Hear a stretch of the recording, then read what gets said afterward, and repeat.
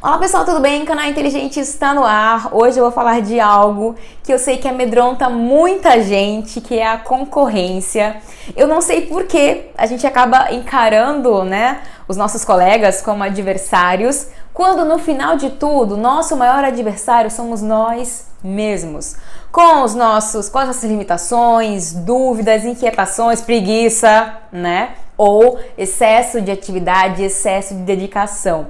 Quando foi uma aluna que mandou um e-mail para mim, pedindo um conselho em relação a estar se preocupando muito com os colegas que dizem: eu já tirei 3 nota 1000, eu fechei a prova de não sei o quê, ou os coitadinhos, tem os dois lados. Eu não estudei nada, eu tô com preguiça, que vida ruim, socorro. Então assim, qual é a moral da história? O que eu tenho para dar de conselho para vocês? Eu, que já tive concorrente de todos os lados, já fui aprovada 2 vezes em concurso, já fiz muitos concursos, 2 vestibulares, então tive concorrente de todos os tipos, desde o que se gaba, porque tinha todos os livros, porque virou a noite estudando e no final das contas não passou no vestibular, até aqueles que se diminuem o tempo inteiro.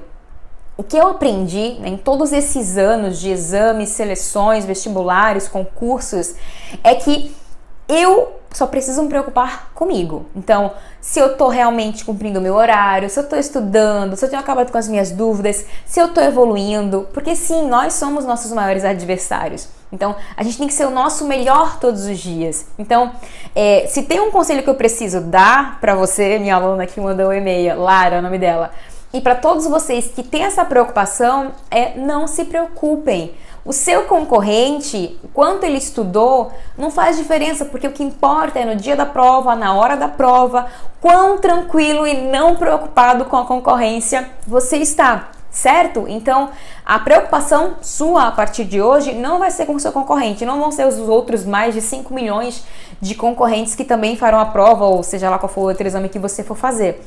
O que importa é você estar preparado. Algumas experiências minhas, por exemplo, o primeiro concurso que eu passei, eu tinha 17 anos, eu já contei essa história em algum outro vídeo meu.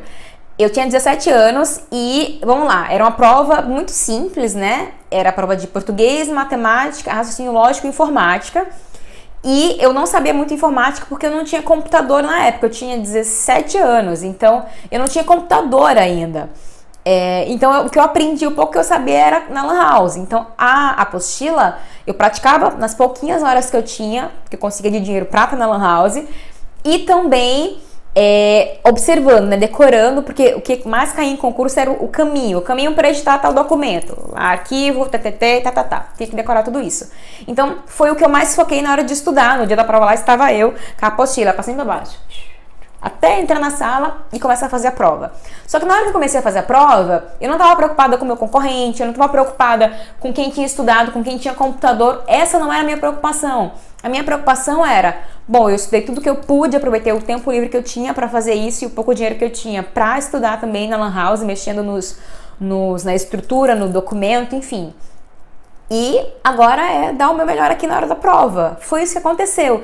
Tcharam, fui aprovada. Sabe, das 15 vagas, eu não lembro bem, acho que foi a 11ª, 12ª, demorou um tempão para ser chamada, mas eu fui aprovada. Então, quem tinha computador, quem não tinha computador, não faz diferença, certo?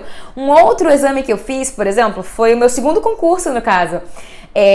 Eu fiquei até os últimos minutos da prova, eu acabei a prova, era 4 horas de duração, 2 horas terminei a prova. O que eu fiz? Fui pra casa? Eu não, fui revisar a prova todinha, que eu não tinha o que fazer. Mentira, tinha que fazer, mas eu fui revisar a prova. Tava fazendo a prova, tinha mais 2 horas. Fui revisar as questões, reler o que eu tava em dúvida ainda. E fiquei caducando numa questão. Se eu tivesse preocupada com o meu concorrente, que já entregou, que não entregou, que só tem eu na sala, eu tava preocupada com a prova e eu queria ser aprovada. O que aconteceu, cara? Essa questão que eu matutei, eu vou procurar, inclusive, eu vou fazer download, porque era uma questão de língua portuguesa e era de acentuação. 2 questões pareciam muito óbvias, 2 questões estavam certas pra mim.